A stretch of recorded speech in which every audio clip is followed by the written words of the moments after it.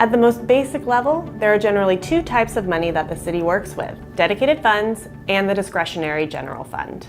Dedicated funds make up the vast majority of the city's budget and include resources that must be used for specific services. These funds pay for things like operation and maintenance of our water and sewer system, our permitting system, and maintenance and improvements to city streets and crossings. The discretionary general fund is where most taxes, like property taxes, go. We use these resources to pay for our police, our firefighters, the 911 system, parks and recreation services, and homeless services, just to name a few examples. Each year, the city economist estimates the amount of anticipated discretionary resources, as well as the amount of money needed to continue supporting existing services. The balance between these two numbers determines how much money the city either needs to cut from or can add to the budget.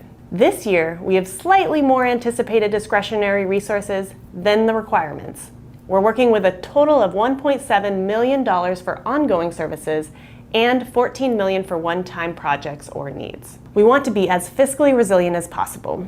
That's why the mayor and city council requested that every general fund bureau build their budget with 1% fewer resources. Many bureaus were able to find efficiencies and absorb this reduction without impacting services. Portland, as you know, is amongst the fastest growing cities in America.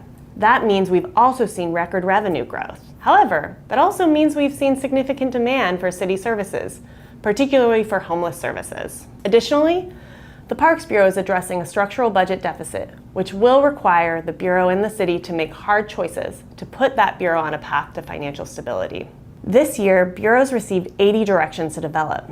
So what does that mean? A direction to develop is essentially a request for a proposal around a certain issue area. A council member directs a bureau to develop a budget package, which council then considers funding during the budget process. So how do we decide what gets priority and what doesn't? The mayor and council must weigh the trade-offs of the many different proposals in front of them.